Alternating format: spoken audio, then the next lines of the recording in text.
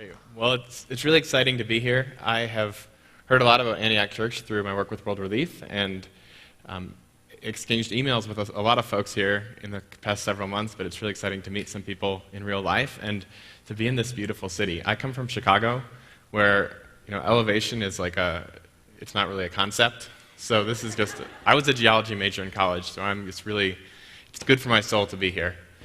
I'm going to be talking about kind of a controversial topic today. I hope none of you have fruit with you to throw at me if you disagree with me. But we're going to talk about immigration. And I'll explain why we're talking about immigration as we go. But immigration is a really complex topic. It's also, a very hot topic politically right now.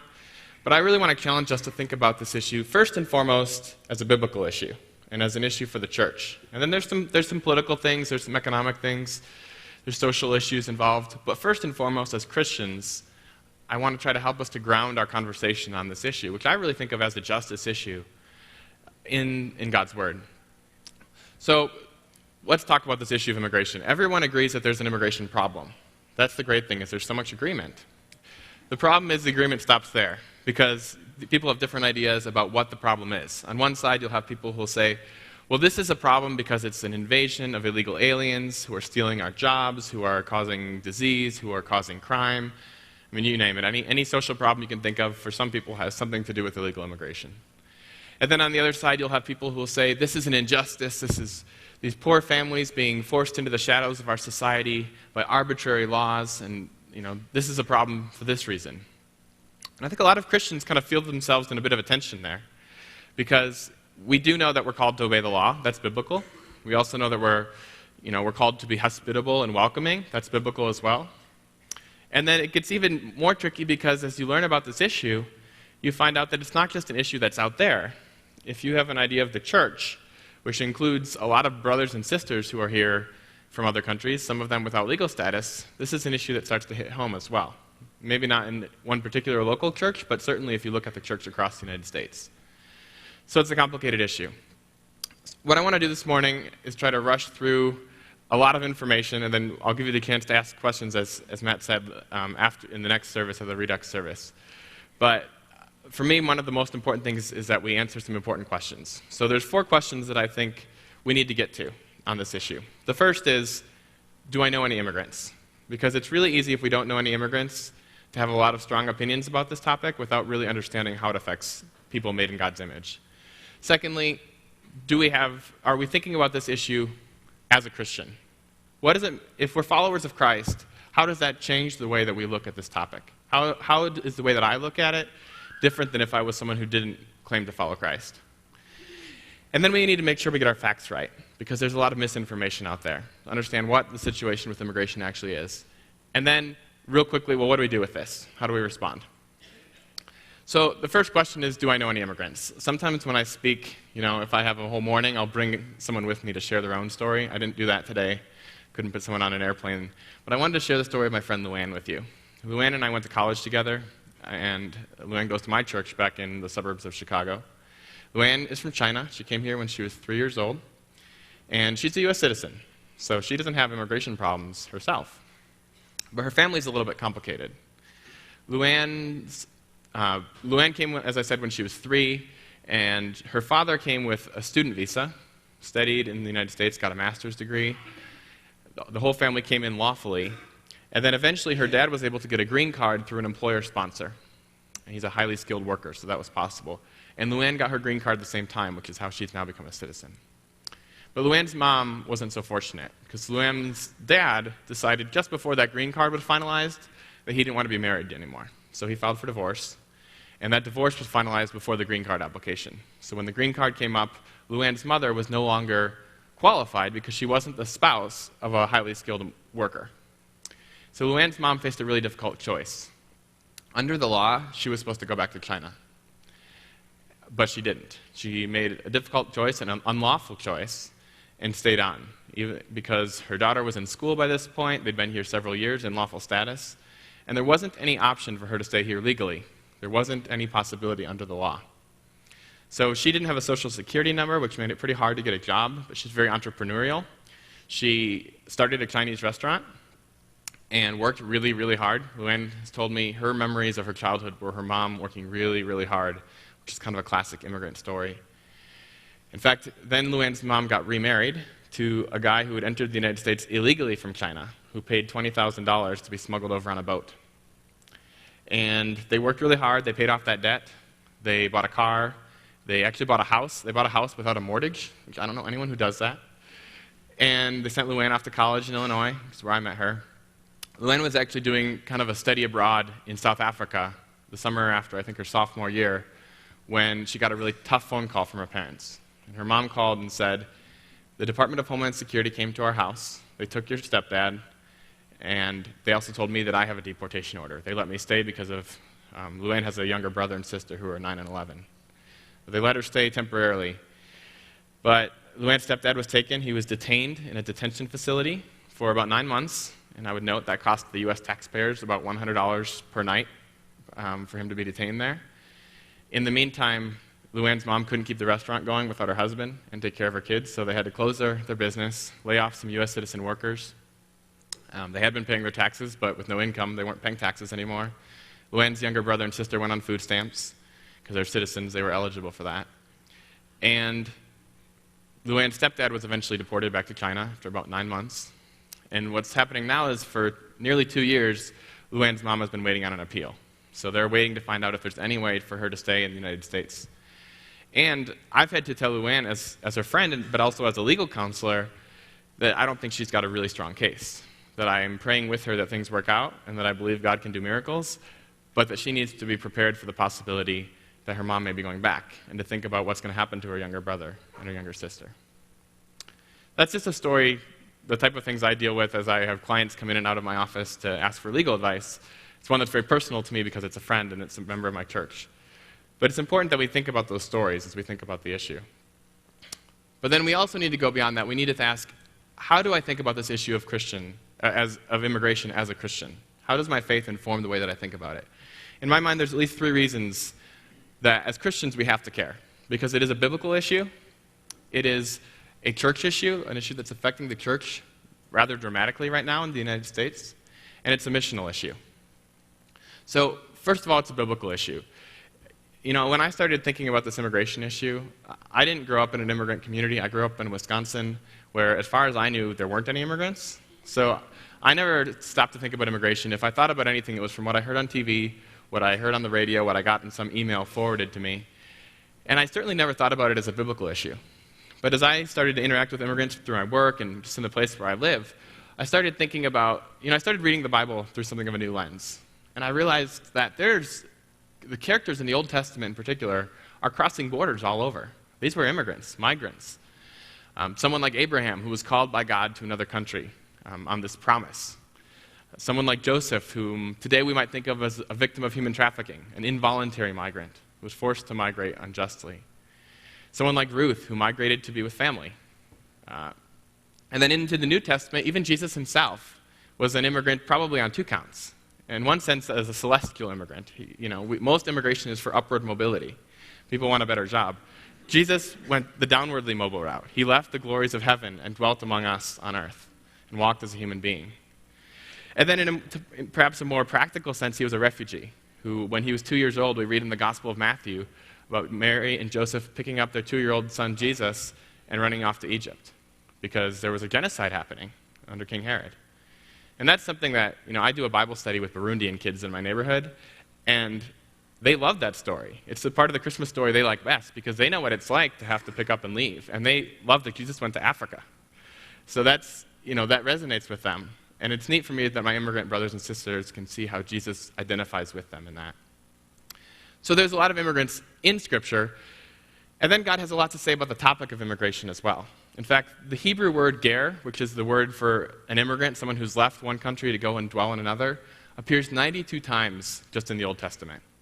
And very often it's in the context of saying, here's the rules. And by the way, these rules, they apply to you, the native-born Israelites, and to the alien living in your land. You get the same rights and the same responsibilities. And then as you go further, and another concept you find very often is that God calls his people to remember their own history. So he tells the Israelites repeatedly, and don't forget you know what it's like to be aliens in a foreign land. You were foreigners in Egypt. Leviticus 19, I think it's up on the screen. When an alien lives with you in your land, do not mistreat him. The alien living with you among you must be treated as one of your native born. Love him as yourself, for you were aliens in Egypt. And I am the Lord your God. There's this idea that we need to remember our history.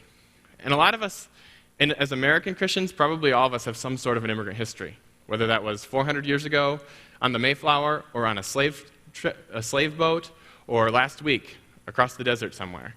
We have an immigrant history. But we forget it so quickly. Or the things that we remember are kind of the meaningless things of, oh yeah, we eat this food at Christmas. But we forget the trials that our ancestors went through. And that's exactly what God calls us to remember. And then another common theme in the Old Testament is you find that God cares about the vulnerable. And he actually identifies a few groups of people in that society, and I would argue in our society today as well, who are particularly vulnerable. He mentions repeatedly together the alien, the orphan, and the widow.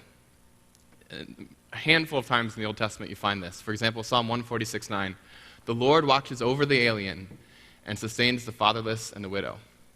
Malachi 3:5, God talks about judgment, something that gets a little bit uncomfortable to talk about, but he says, I will be quick to testify against those who defraud laborers of their wages, who oppress the widows and the fatherless, and deprive aliens of justice.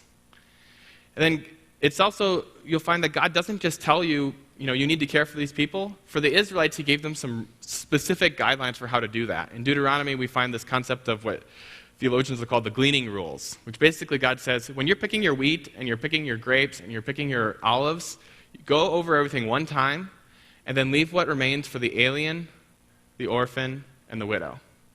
It's kind of God's plan to make sure that these people were provided for. Because in an agrarian society where you inherited your land, those people may not have an inheritance, because for the alien who comes in from outside, they were going to be vulnerable, and God wanted to make sure that their needs were provided for. Then as you move into the New Testament, you'll find that there's less explicitly about immigrants, but you have this idea of loving your neighbor. So probably most of you are familiar with the passage in Luke where a lawyer comes to Jesus and says, well, what's the greatest commandment? And he says, well, love the Lord your God with all your heart, with all your soul, and all your mind, and all your strength, and love your neighbor as yourself.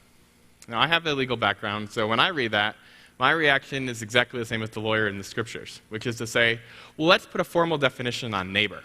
Because if neighbor is the person who lives one door down, or maybe two doors down on either side, that may actually be challenging enough in itself. But what does neighbor mean? And so Jesus gives us, unfortunately for me perhaps, Jesus gives us a very broad definition. He tells a story that we know of as the parable of the Good Samaritan. This guy who's going down the road to Jericho, gets beat up on the side of the road, and a Samaritan comes along after a few religious officials walk by and do nothing. A Samaritan, who in that context was someone from a different ethnicity, a different religious group, someone who Israelites didn't really get along with very well.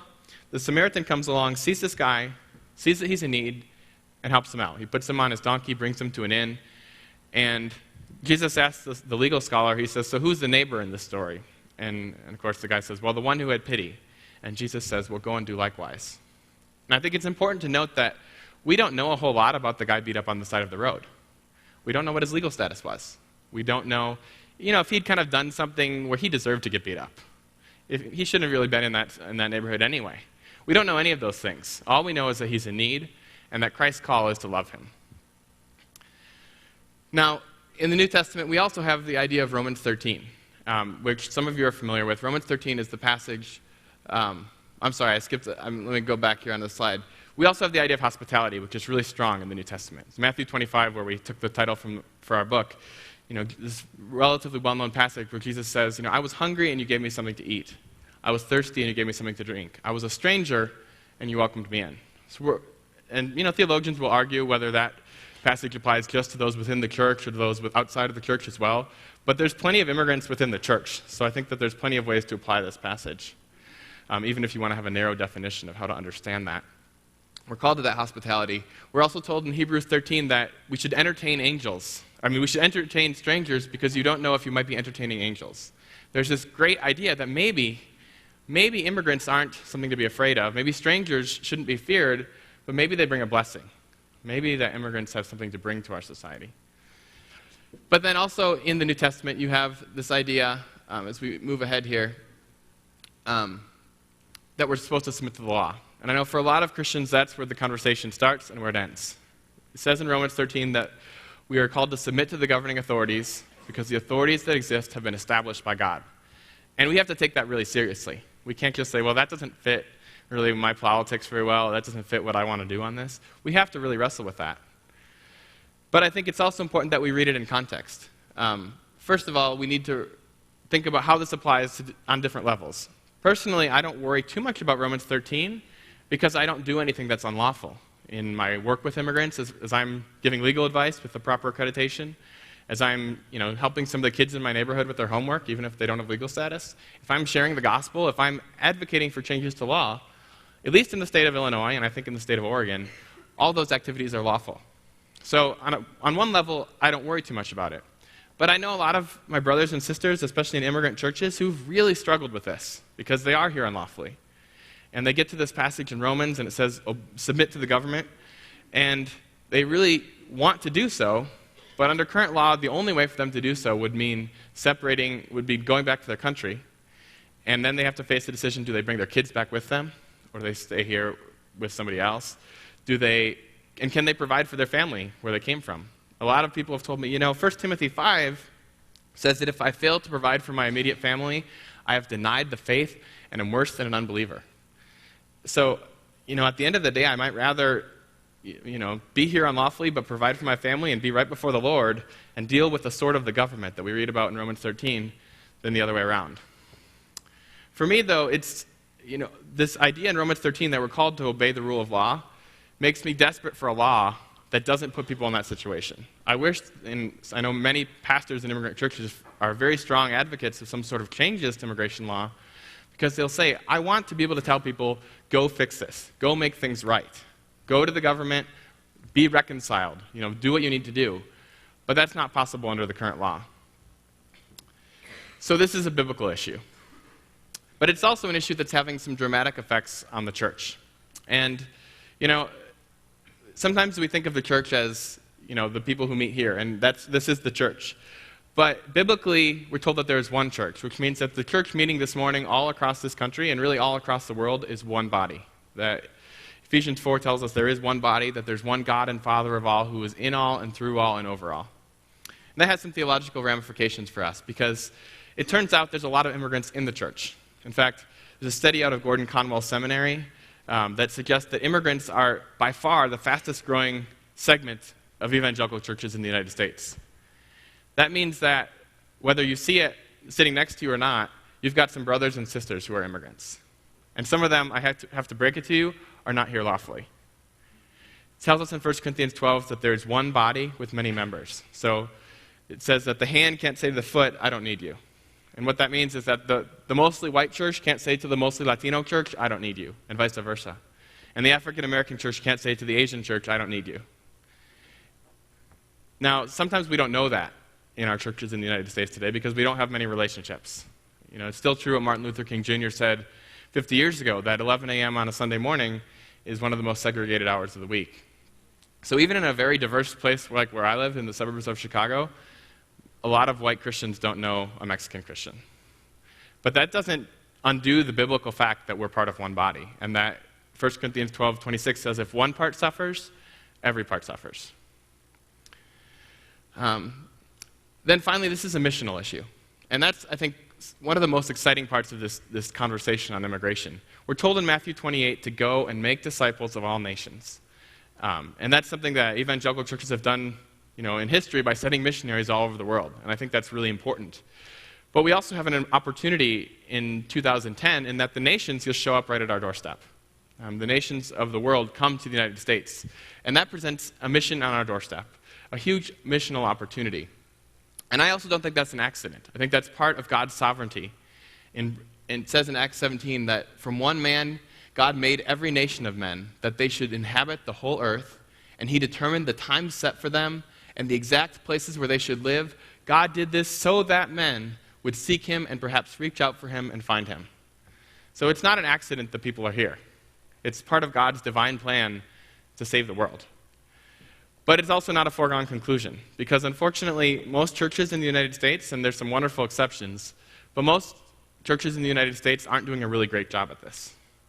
There's been research out of the Billy Graham Center that suggests that less than 1 in 10 immigrants is welcomed when they arrive in the United States by any American, to say nothing of a Christian. And that's a huge opportunity lost, because missiologists will tell you that immigrants are among the most receptive groups of people to the gospel of anyone you could find, not just in the United States, but in any context. So, and then our attitude has a big role to play in how immigrants hear the gospel as well. Because if an immigrant wanders into church and I'm over at the coffee pot complaining to my friend about those dirty illegal aliens who are stealing my jobs and causing disease and how I just wish they'd go home, well, they're probably not going to go home, to Mexico or to Guatemala, but they're probably not going to come back to church either. And that's an opportunity lost. So I think it's really important as a Christian that we think about this biblically, that we think about it ecclesiologically as an issue for the church, that we think about it missionally. But then we also need to make sure that we get our facts right, because there's so much misinformation on this issue. And I had a lot of that misinformation as I started to work with immigrants myself, because again, I didn't have the relationships to help me understand this, but I've learned a lot in the last several years. First of all, as we talk about immigrants, it's important to realize that most immigrants in this country are here lawfully. The majority are either naturalized citizens or lawful permanent residents, people with what we call a green card. That's about 37 million immigrants in total. But there is about a third of that group are here unlawfully, and that's where all the controversy goes. That's usually where a lot of the misinformation goes as well. So I want to tell you a little bit about who these people are, kind of talk about some of the major misconceptions around these people. So the first, let's just talk about who these people are. There's, according to the government statistics, and nobody has a great way to measure exactly how many people there are here unlawfully, because they're not the quickest people to answer a survey. But the government thinks there's probably about 10.8 million people living unlawfully, illegally, undocumented in the United States. And if you have a stereotype of who those people are, you probably tend to think, oh, it's all 11 million people who entered illegally from Mexico. Well, there's a lot of people who entered illegally from Mexico. That's a majority of the unauthorized population is from Mexico. But that's about 55 to 60%. That leaves a lot of people who are from some other countries, and a lot of people who entered in some different ways. If we skip ahead to the next slide there, I think oh yeah, I'm sorry. I'm going to keep talking about this, and I'll get back to this. There's about, actually, if we just skip to the next slide, there's between 40 and 50% of the people here unlawfully entered on a valid visa, entered lawfully, like Luann's mom, and they overstayed. So there's border security issues that we have to address. Well, if we just address the southern border, we're not going to address half the problem, because there's a lot of people who are entering lawfully and overstaying. And then they're not all from Mexico. So 1 in 5 Korean immigrants is here without legal status. 1 in 6 Filipino immigrants. 1 in 8 Asian Indian immigrants. So this is an issue that affects nearly every immigrant community. I've done some work in Washington and on advocacy issues, and whenever immigration reform is being discussed, there's this group of undocumented Irish immigrants, and they all wear green, and it says legalize the Irish. They're very, they get a lot of attention. But people don't think about that, but they're here as well. So this is an issue that is affecting nearly every immigrant community. Then there's a lot of misconceptions that we need to think about. So if we can move on to the next slide here. One of the questions I get a lot, well, why don't people just come, people should just come the legal way, the way that my ancestors did. And I definitely resonate with that sentiment. My ancestors came here from Holland, so I'm Dutch. We're very proud, the Dutch. If you ain't Dutch, you ain't much. I grew up with this idea. I try not to say that too much because it's actually kind of racist. But this was what I grew up with. But I know that I've got this immigrant history, and it's something that's, we're kind of proud of in my family. And I know that my ancestors came here legally. So why can't people come here legally today? That's a reasonable concern. Basically, the answer is because immigrants haven't changed that much, contrary to some of what people, show on TV. But immigration policies have changed a lot. People tend to have this romantic ideal that, oh, when my ancestors came, they just pulled themselves up by their bootstraps and worked hard and learned English the day off the boat. They got off the boat. But the reality is immigrants have always been welcomed by some and really, really disliked by others. So, for example, this quote is from Benjamin Franklin.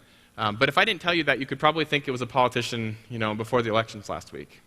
It says, "Why should immigrants establish their language and manners to the exclusion of ours? Why should Pennsylvania, founded by the English, become a colony of aliens who will shortly be so numerous as to change us instead of our anglifying them, and will never adopt our language or customs any more than they can acquire our complexion?"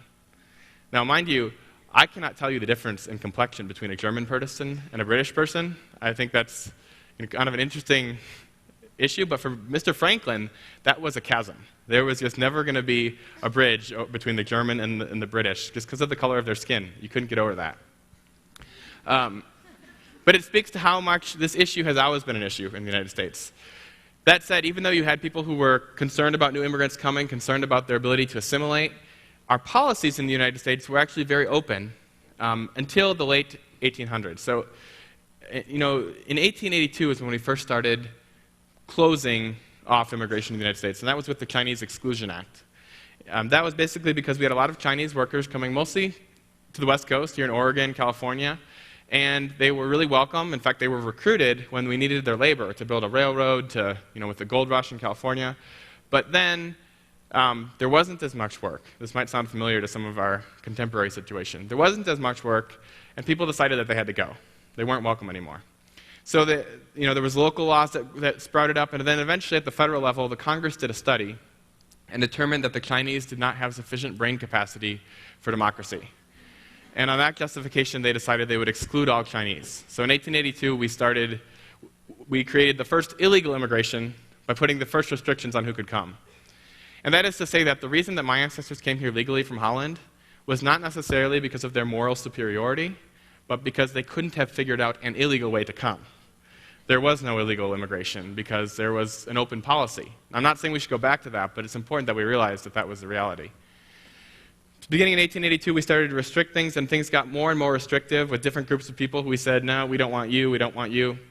Until in 1924, we passed something called the National Origins Act, which basically said, from here on out, we're going to have very limited immigration, and it's going to be from the countries we prefer, which are the countries that made this country great 40, 50, 100 years ago, the Western and Northern European countries. Your immigration from other countries is going to be very, very tightly limited.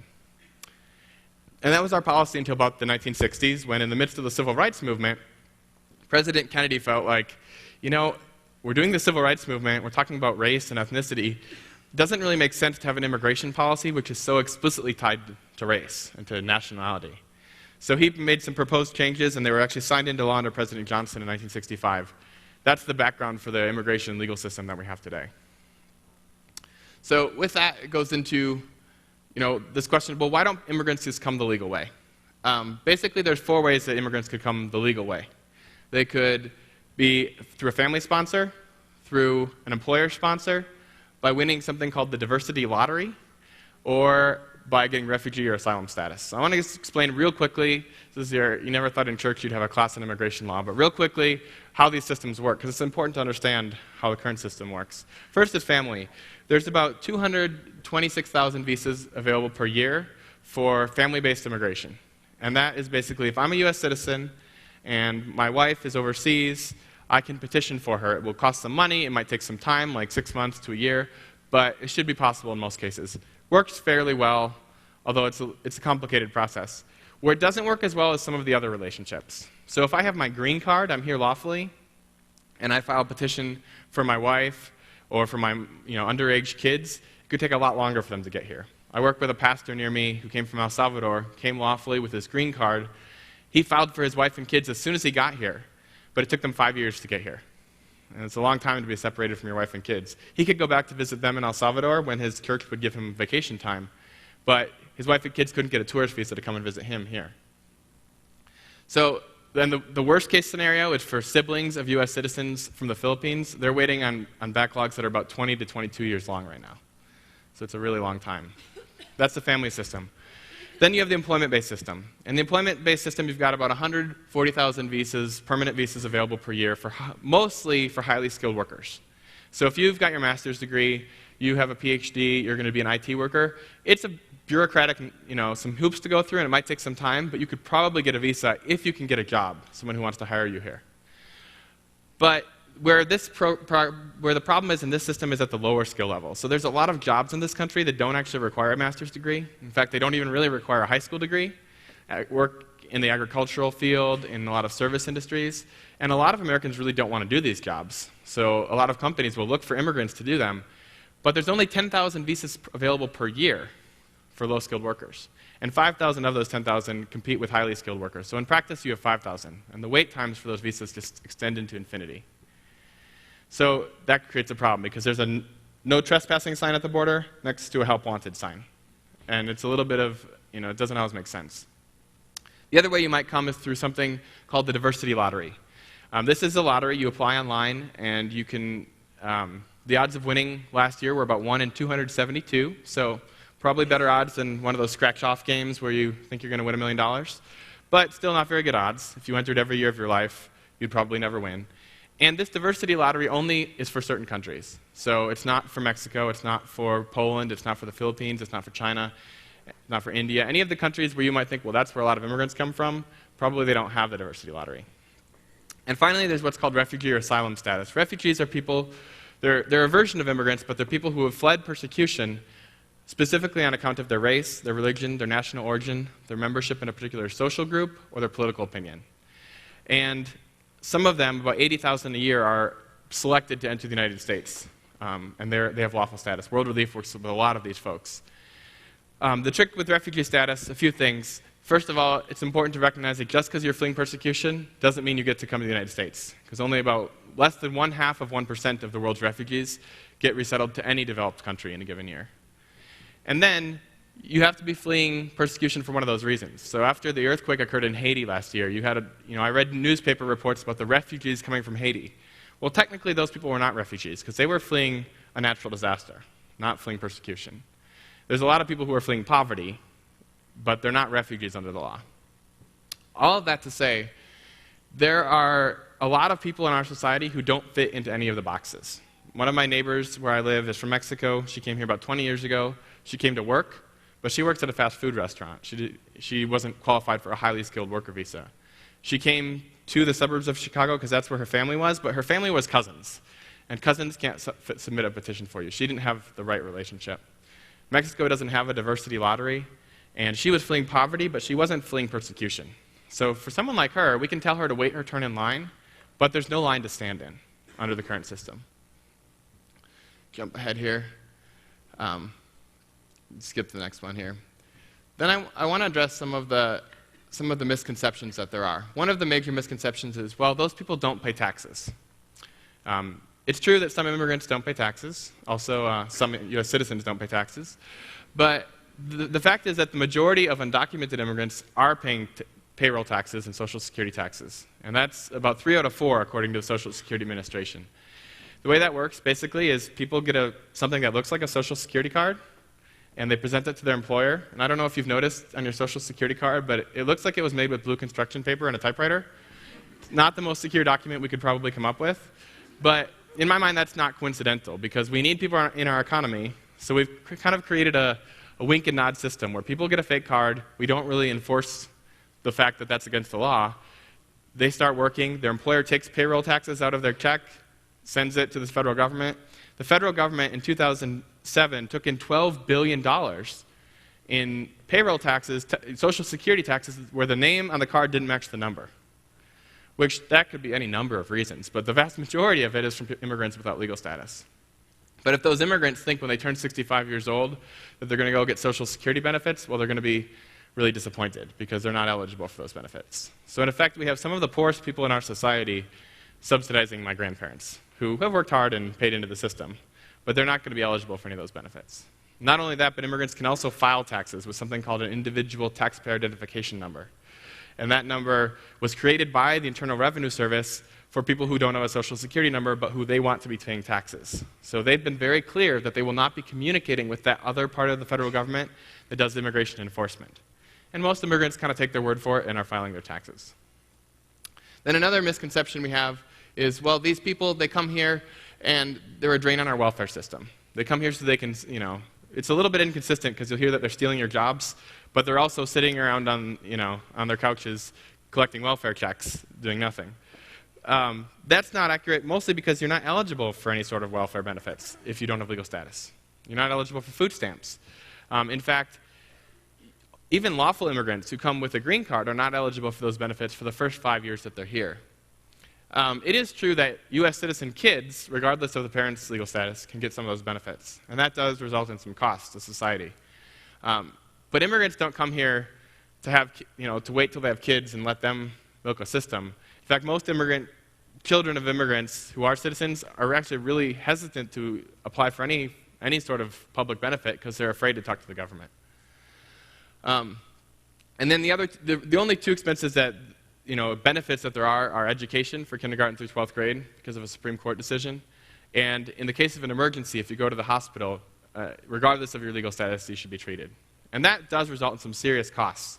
But that also speaks to the fact that there are costs to immigration, and particularly to illegal immigration, but we don't do well if we look at that in the vacuum. One of the other ideas that we have is, well, immigrants are just a drain on our economy. Can we sustain this? There are costs to immigration, but the benefits economically, to say nothing of the cultural benefits of diversity or the benefits to the church, are actually greater than the costs. So the Wall Street Journal did a survey and found that 44 out of 46 economists think that illegal immigration is good for the U.S. economy. That's a pretty well-established doctrine in the field of economics. The Cato Institute, which is kind of a more right-leaning group in Washington, did a study that found that over the course of a lifetime, the average immigrant will pay in $80,000 more in taxes than they take out in any sort of benefit. The trick with that is they pay in a lot more at the federal level, that $12 billion going in, than they take out, but they actually take out more at the local and state level than they're paying in. And that's why you have a lot of local and state governments that are really upset about this, and they want to pass laws like they have in Arizona. But the federal government doesn't have as much incentive to do anything, because they're actually really benefiting from the system. So another one of the misconceptions that we have as we move forward is that immigrants don't share our values. They don't have American values. Well, with that, I guess we have to ask what American values are. If it's what we see on a sitcom on television, I'm not sure that as Christians we want to affirm all of those American values. But the reality is immigrants actually have really strong family values, probably stronger than a lot of North Americans. And as Christians, I think it's something we could be, that we can embrace. Immigrants, Hispanic immigrants specifically, are more likely than native-born U.S. citizens to go to church on a given Sunday. They're more likely to be married. They're less likely to be divorced. They're more likely to be pro-life. They also tend to have a very strong work ethic. Undocumented immigrants in particular, undocumented males, as of a few years ago, had a 96% labor participation rate, which means they're almost all working. That's why they came here. That's a higher rate than U.S. citizens. It's a higher rate than legal immigrants. And immigrants are also significantly less likely to commit crimes than native-born U.S. citizens, which is actually a surprise to a lot of people, because whenever an immigrant does commit a crime, that's the headline, right? Illegal alien kills someone. Some immigrants commit crimes, but they do it less often than U.S. citizens do. Now, this is where assimilation comes in, because 2 or 3 generations down the road, children of immigrants look pretty much the same as other U.S. citizens. So whether that's a good assimilation, I don't know. But immigrants themselves are much less likely to commit crimes. And then that leads us to the last question here, which is how can we respond? Really quickly, I want to suggest a few ideas. We use this acronym at World Relief: prayer, listening, education, advocacy, service, and evangelism. So prayer, I hope, is obvious and also in some ways the easiest. We're called to pray without ceasing. And to pray specifically, I would challenge you to pray for the immigrants in your community, the people who are doing agricultural work, a few miles out from here. To pray for the churches of this country as we think about how do we wrestle with this, and to pray for our legislators. We're told in the scriptures to pray for kings and all those in authority. They need courage and they need wisdom. Then we need to listen. We need to listen to God's word, listen to what the Bible has to say about this, and we also need to listen to the stories of the immigrants in the church in our country. Education is kind of what we're doing right now. We need to understand the facts, but then as one person understands it, we need to help educate others. And the church has a key role in that, because most people in most churches in this country are learning about immigration exclusively from the television and from emails. And it turns out not everything you read in an email forwarded to you by someone is totally correct. Then advocacy is also really important. And advocacy, I like to use this. Martin Luther King Jr. said once, a long time ago, he said, if you love your neighbor, you need to help out the guy who's beat up on the side of the road to Jericho. That's loving your neighbor. But if the next day someone else is beat up on the side of that road, and the next day someone else is beat up on the side of that road, and the next day someone else is, we need to ask ourselves, what's wrong with this road? And that's what advocacy is. It's changing the structures when those structures are not just, when they're not functional, when they're not compassionate. And that's as easy as picking up a telephone and calling your congressperson, and organizing your friends to do the same. And then service. There's a lot of needs in the immigrant community. There's a lot of immigrants who are doing very well, who are very well off, but a lot of others are among the poorest people in our society. And they're also some of the most isolated. So there's needs for English classes, there's needs for just friendship. Being a friend is one of the best things you can do. And that's something we do at World Relief, and we have about 20 offices around the country. I wish we had an office here in Bend. We don't, but I just came back from Seattle and was seeing some of our programs in Seattle. But you don't need a World Relief office for church to reach out and do this. And then the last piece is evangelism. We have this great blessing and opportunity of sharing the good news that we found in Christ. And we do that in the context of relationship, as we're serving, as we're advocating, to also verbally share the hope that is in Jesus. Then real quickly, that's how we could respond as individuals. What could the government do? And I go to this just because it always comes up. Well, what should the government do? What should we be advocating? I won't tell you what you should advocate. I'll tell you what I advocate, which is what World Relief and the National Association of Evangelicals say, which is we should do some sort of a comprehensive immigration reform. We are not for amnesty. We're not for open borders. But we also are not for deporting everyone. We think there needs to be a middle ground somewhere in there. We think it should be harder to enter this country unlawfully. We're all for border security. It should be harder to work in this country unlawfully. But that also only works if you make it easier to enter and easier to work when there's a job. Not without limit, but a number of visas somewhere higher than $5,000 a year for low-skilled workers that meets the needs of the U.S. economy. And then with the people already here, we think there needs to be a way to require people to come forward, to have them pay a fine, because they did break the law, and we can't condone breaking the law, but have it be a fine that fits the crime, which we think would be a monetary fine and not necessarily deporting everyone, unless they've been serious criminals. And then you can allow them to earn the right to stay here lawfully and eventually to be on a pathway to citizenship. That's kind of the policies that we've supported, and we think it's a good middle ground between compassion and justice. And so that's basically what I have to share with you. I'll take some questions when we come back in the Redux service, but if you can join me in prayer, it'd be great. Father God, we thank you that you have welcomed us into your family, that you have naturalized us into your kingdom by your grace. God, I pray that as your church and as individuals and as a society, we would extend that same hospitality, and that we would share your love with the people that you bring to our country. I thank you for this church, God, and for the ways that you are using it in seeking your justice and seeking your kingdom. And I pray all this in the great name of Jesus. Amen.